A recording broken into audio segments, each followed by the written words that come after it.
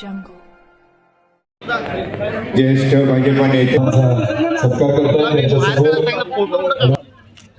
झाल्यानंतर अंतिम टप्प्यामध्ये सर्वांना नमस्कार. जिल्हा मध्यवर्ती बँक संचालक आपल्या आव्हानचा दास ऑफशोर लिमिटेड दास सर्वांचं स्वागत करीत आहोत. आणि आता काही मिनिटांमध्ये यांचं लक्ष वेधून घेणारे कार्यकर्तृत्वामुळे आणि तो योग आता त्या कार्यक्रमाला उपस्थित असलेले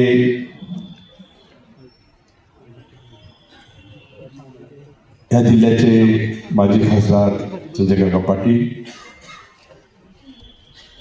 आपले खासदार विशाल दादा, दीपक बाबा, पृथ्वीराज बाबा, आज ह्या उपस्थितीमध्ये महत्त्वाची गोष्ट की आव्हानचेच मित्र कांबळे सगळे उपस्थित आहेत आणि धैर्यशील दादा मित्र उपस्थित आहेत. आमदार मकरंद देशपांडे उभे आहेत. ज्यांनी आता बोललं थोडं त्यांना सांगायचं होतं की हे माझ्या मतदारसंघात आहे, अभिमान मला वाटला पाहिजे म्हणून ते बोलले.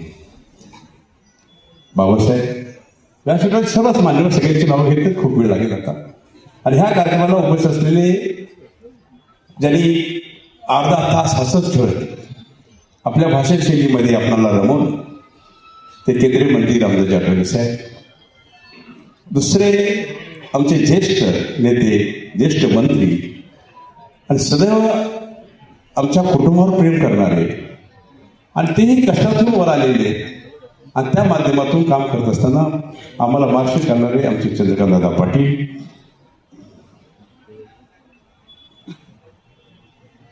ह्या कार्यक्रमाला उपस्थित असलेल्या सभापती तल्ली कमलेकर मॅडम इथे उपस्थित राहिलेले. ह्या सर्व गोष्टी जर बघितल्या आपण तर आपण सर्व तर आज खालीच्या कुटुंबावर प्रेम करणारे सगळे लोक आपले इथे सगळे उपस्थित आहेत. सगळ्यांची नावं घेत नाही. प्रथमतः मी दिलगिरी व्यक्त करतो. मी मुंबईत अध्यक्ष होतो, कार्ड छापलं त्या कार्डामध्ये कुणाची नावं राहिली असतील तर मी आता प्रथमतः दिलगिरी व्यक्त करतो आणि आता घेतानाही नावं कुणाची राहिली असतील तरी पण दिलगिरी व्यक्त करतो. विषय मी कधीच आम्हा मतदारसंघात सांगितले की मी असा आहे, माझा उद्योग आहे, माझं मोठं एवढं आहे, माझं तेवढं मोठं आहे. कधी इकडे ऐकायला मिळालं तुम्हाला? मिळालं का? पण आज सांगून टाकतो, त्याशिवाय जमणार नाही. आता आज तुम्ही बघितलं की एक उद्योगाची पायरी ज्यावेळी 2004 साली आमदार झालो त्यावेळी उद्योजक होतो आम्ही, आज आम्ही उद्योजक आहोत.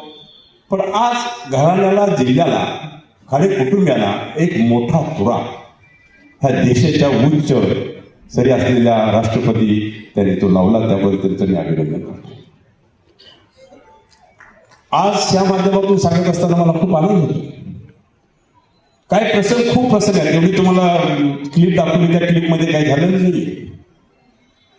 पण जर 3 तासाचा पिक्चर तयार केला तर मला वाटत नाही की कोण इतरल्याशिवाय बाहेर जाणार नाही. अशा क्लिप आहेत. सांगलीचा काय संबंध आला होता, मिरजचा काय संबंध होता, जतचा माझा काय संबंध होता, काही संबंध होता. राजकारणात कसा आलोय तुम्हाला सांगतो. ज्यावेळी उद्योग स्टेबल झाला त्यावेळी अण्णासाहेबांना थोडी राजकारणाची जर हौस होती, त्यात आपल्यामध्ये नाही आहे. पण ते म्हणायचे एकदा आमदारचा स्टॅम्प घरात लागला पाहिजे, पण कुणाला डिक्लेअर करणार आहेत आमदारीसाठी हे आम्हाला माहित होतं की आम्हाला डिक्लेअर करणार का मला डिक्लेअर करणार. आणि एक दिवस मातोश्री मुंबईला आल्या आणि मातोश्री बरोबर बसल्यानंतर हे त्यांच्यात मनात भिडलं होतं की आमदार व्हायचे.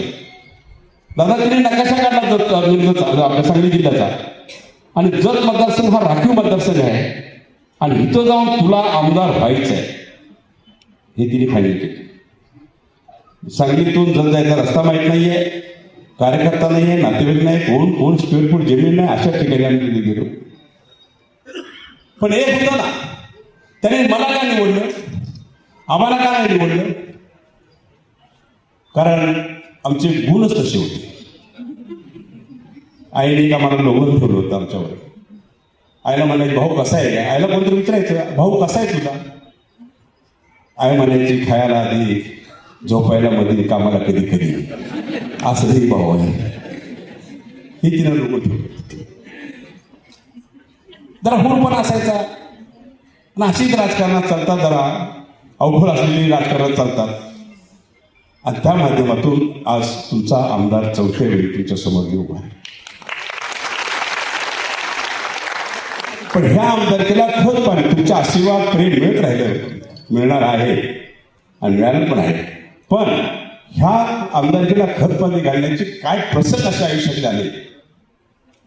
कोण सॅक्रिफाईस काय करतो, काय करतो सॅक्रिफाईस, काय करू शकतो. माणसाची भूक सॅक्रिफाईस कोण करू शकत नाहीये. आम्ही वस्तिगृहात स्वामी नारायण भारत विद्यामध्ये तासगावला वस्तिगृहात राहत होतो. आम्ही दोघंही वस्तिगृहात होतो. आम्हा 11 होते त्यावेळी मी नवीला होतो. बाकीचा दुष्काळ पडला. घरून 2 भाकऱ्या आणि थोडासा खाडा यायची पण घरची ऐपत नव्हती. पण शिकायचं होतं. दुष्काळामध्ये सकाळी चपाती मिळायची, संध्याकाळी चपाती मिळायची. खातं